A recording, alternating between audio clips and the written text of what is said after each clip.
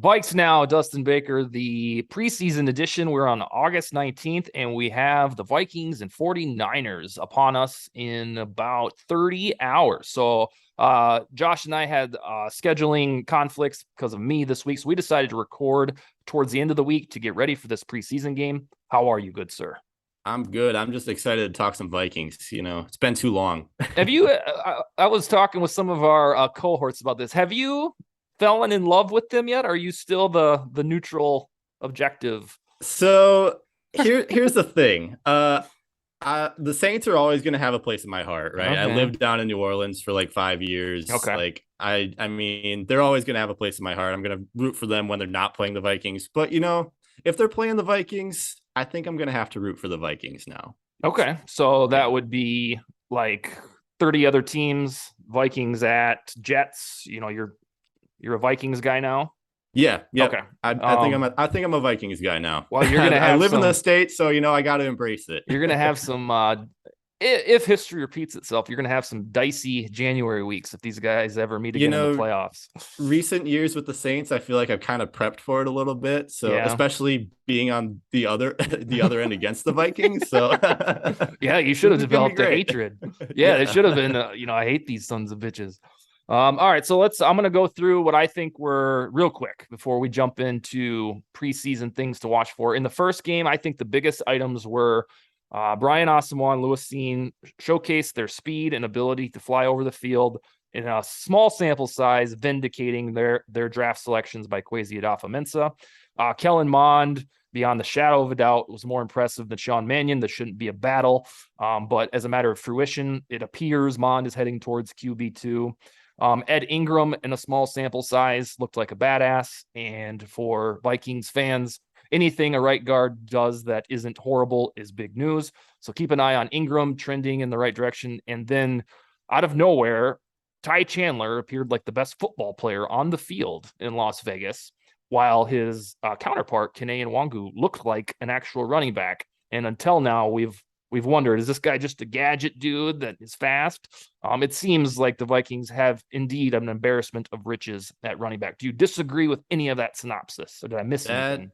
that's a perfect summary of what I saw last weekend. So good work. All right. So at the risk of try not to be too redundant because I don't think anything was settled last week. However, now we pivot to the 49ers contest, which they just had joint practices last 2 days. I want to go down the line with 5 or 6 things that you are going to watch for and therefore our viewers should watch for on Saturday. What's the first thing that you need to see from the Vikings or that you will be monitoring?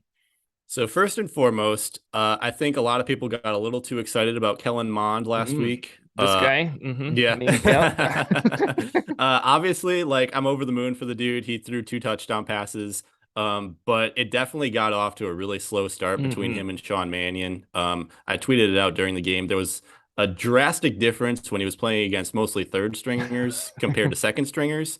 So, like, that's great success and all. Like, that's more than we ever saw last year from him. Like, 2021 preseason, he got off to a really slow start. The one drive he had in the regular season was disastrous.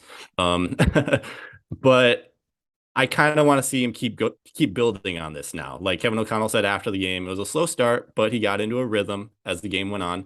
So now let's see him keep building on that, and maybe instead of all the success coming in the second half, maybe we see a touchdown pass in the first half against like the second string 49er defense. Just keep building on it, and if that happens, I'm gonna feel a lot better about him being the backup quarterback for the Vikings this year. Like obviously with Cousins, you're not going to be too concerned, but with him missing COVID last week and the COVID game last year, it sort of amplified the fact that the Vikings haven't paid too much attention to the backup spot.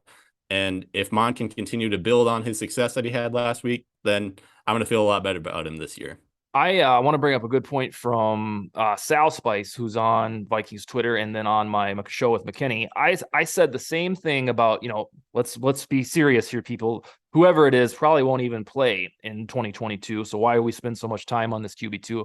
And she said, well, you're also talking about the same team that had to trade for Sam Bradford 5, 6 years ago, and then the same team that had to rely on Case Keenum to take them to an NFC championship. So in that context, it's explainable why we fixate on this because we've lived it where you had to rely on the second guy.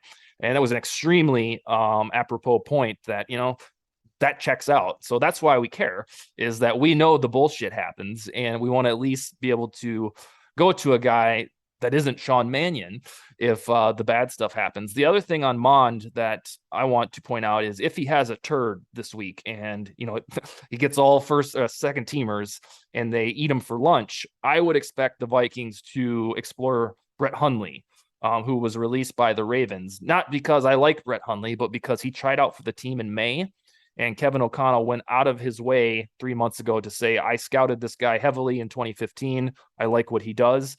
And I think that Hundley would move to the front of the line ahead of Slaughter, Cam Newton, Blake Bortles, if indeed the Vikings need a QB too. Now, hopefully Mon just looks fabulous and they don't need to sign anybody.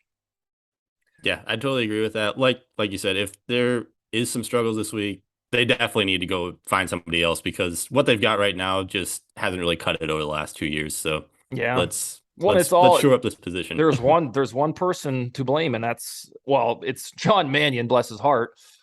Because for the life of me, I will not understand why successive coaching staffs are like, this guy, he's the dude. And it's like, oh, every time I watch him, it's the same feeling in the pit of my stomach. Like, well, here comes an undynamic drive that's going to end in a punt. Right. And I shouldn't have to feel that way, especially for an offense first coach. All right, what do you got for number 2 after Mond? Number 2, this is a little bit redundant, but I'm just really excited to see more Kene Nwangwu this week. Like, I was really surprised with how much success he had running between the tackles last week. Like, we already knew he was an explosive playmaker from his kick returns. He had a few nice receptions last year, but if he can actually turn into a guy that can make some plays between the tackles, like if for whatever reason the Dalvin Cook contract situation this offseason ends up going in the wrong direction and they end up getting rid of him for whatever reason, I think they've got another guy here that could be a really nice playmaker for them on top of Ty Chandler, who's was absolutely incredible last week too. Yeah, and Nwangwu should see some ample snaps because we know Cook won't play and Chandler has was his an ankle? He got tweaked. Yeah, I think I read your article about it. Yeah, it sounded like O'Connell said if there wasn't a game this weekend, he would have been able to practice, but they wanted to get him game reps instead of practice I see. reps. All right, so it might just be a redux of last week where it's Madison to start and then the youngins to mop up. Yeah, that's kind of what I'm expecting at this point. What do you think of these fullbacks? You commented to me off air that it was surprising to you that Vargas was cut, and then Ham seems to be like a footnote. Do you think that changes here, or is this just kind of the O'Connell way? So I feel like CJ Ham should have some sort of role in this offense just because he's such a dynamic playmaker. Like fullbacks aren't really that often used in the NFL anymore just because the position's kind of gone out on the wayside. But guys like him and Kyle Juszczyk, like they're unique enough that they can find time on an NFL field because they're blockers. They can catch the ball. They can run the ball. They do so many things on an offense. And it feels like he should have some sort of role on this team. It's weird that we haven't seen more out of it. Yeah, I'm with you. And I will tell every single person that's watching that it will be very weird if the team keeps 5 running backs and fullbacks. And therefore, you might, you, Mr. or Mrs. Viewer, you might be in a spot contemplating Madison or Ham because they ain't getting rid of the other 3, and they're probably not keeping 5. So that awkward spot where Ham could be the odd man out or Madison could be the odd man out or traded. It's just that Chandler did enough in a small preseason affair that he's not going anywhere, and Kene certainly, and Cook, So I just want to bring that people's attention that it's not ironclad that 5 running backs stay on this team, and therefore Ham and Madison kind of live in dicey territory. Yeah, you're kind of stuck in a rock between a hard place, You're a pass first offense now, but you've got 5 really talented running backs too at the exact same time. So one of them has to beat out the other, Yeah, and then I would say, well, yeah, that's the fallout of having a Zimmer roster still mostly intact. But hey, Kwesi did this to himself by drafting Chandler, so that's another reason why Chandler's gonna make the team. And I even thought he would go to the practice squad about a month ago, but now seeing him, it's just not going to happen. All right, what's your third item that you are fixated on Saturday? Third item. So we've got Chris Reed with his Mm-hmm. elbow injury now. Uh, Garrett Bradbury's still playing center, bless his heart. But Mm-hmm. I'm really interested to see what Austin Schlottman can do this weekend with the second team offensive line because he played pretty well last week. Like we give a ton of credit to Kene Nwangwu and Ty Chandler for the reps that they had at running back. But a lot of that has to do with the holes that Schlottman and Ingram opened up for them on the offensive line, too. Mm-hmm. So if he continues to play at least decently well, I think there's a chance that maybe he ends up being a starting center for this team at some point this year. Really? Okay. And then how many years has he been in the league? He came from the I Broncos, right? think it's 3 or 4, if I'm remembering correctly. Okay. Yeah, Because if it's indeed only that many, and it's not like, he's been around since 2013, then there is the possibility that there is a starting center in that body of his somewhere. Now, if he was 32, you'd be like, yeah, somebody would have figured it out by now. But to support your theory that if he's only been in the league for a handful of years, I think that could be correct. That he just needed a shot somewhere. yeah, he's entering his fourth season. He Okay. played 16 games with the Broncos in 2019 and 2020, and then 10 last year, in Okay. 2021. So Yeah. So that's a wonderful, I guess, introductory theory about the contingency plan for Bradbury is that he's young enough that he could take off now. If he was drafted in 2014, you probably know what you're getting. But this could still be one of those things you look back and say, like, oh yeah, that's your Schlottman emerged as the starting center. right, and I mean he's kind of like Chris Reed. He's kind of played mostly guard throughout his career, and Mm-hmm. like you said, he's young enough that maybe center just is the place that he should have been this entire time. Because guard, he wasn't terrific. He wasn't bad by any means, but he wasn't great. So maybe center is the spot he should have been all along. So Yeah, maybe we'll see. and he was one of the very first new guys that came aboard on this free agent roster. I remember thinking him being signed and thinking, all right, who is he? What's he gonna do? And so if he was the first out of the gate, he might have purpose. They might have had a grander vision. Hit me with the next one.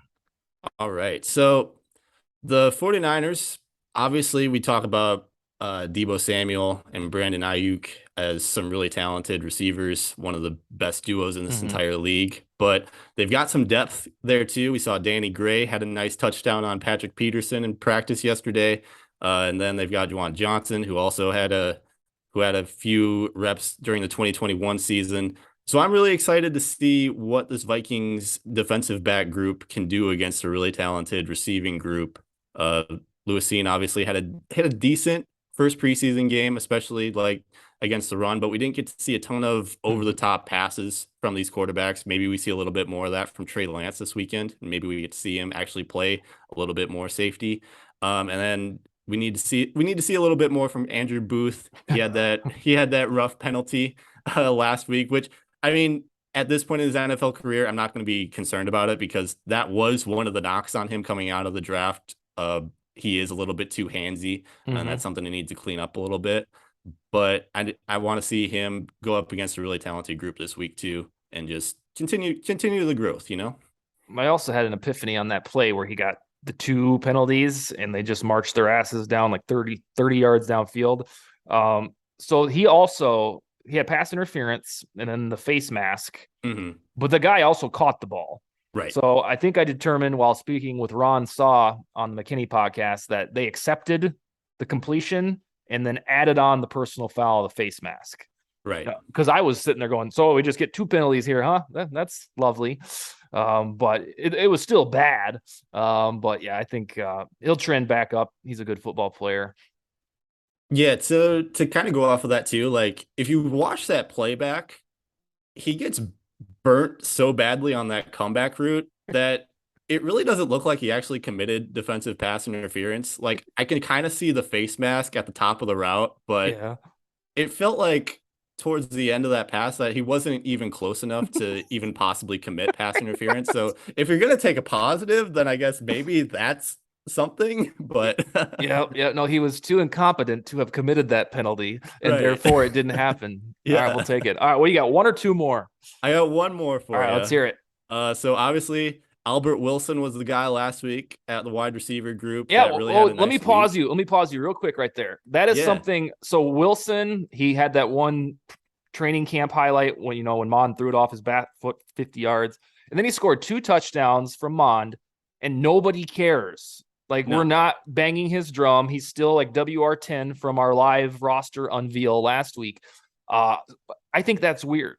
I do too. Yeah. And I'm really curious to see if he gets a little bit more action early on in the game in this weekend, because obviously it's a really deep receiving group. You got BC Johnson, you got KJ Osborne, you got Amir Smith-Marset, who seems like he's locked up that wide receiver 4 spot.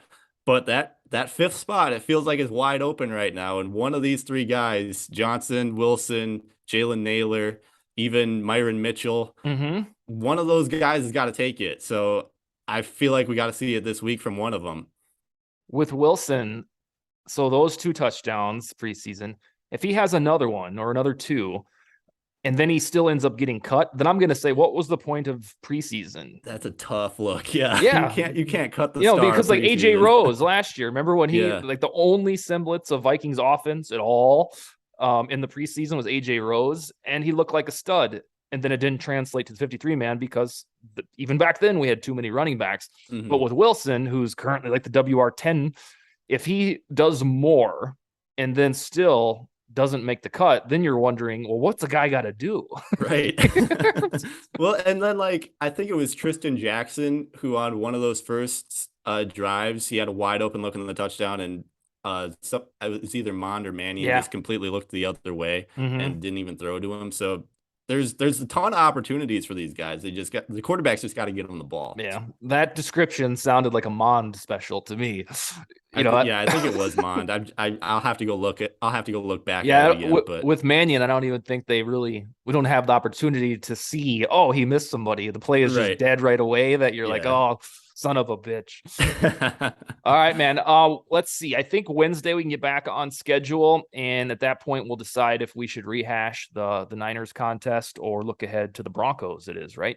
Yep. Okay, cool. And then one more time, we can find your writings where, and your Twitter where? So writing purpleptsd.com and vikingsterritory.com pretty much daily across both sites now. And then Twitter, it's Frey, FREYED_chicken. Follow me there. It's always easy to remember. Trust, when I go to link him in some Vikings territory articles, it's easy to remember. You just start with the chicken part, and you'll get you where you need to go. Yeah, I gotta keep it that way though, because otherwise nobody remembers what my my last name is. It's either Frey or Fry. Which one is it? Oh yeah, I was guilty of that when I first met you. Yeah. I was like, all right, what do I call him here? Fry or Frey? Even in my brain, sometimes it says Frey because you take the strict English flow of it. Right. You're like, no, it's Fry. All right, my man. We'll see you next Wednesday. All right. Sounds good, man. See ya. All right, Skol, baby.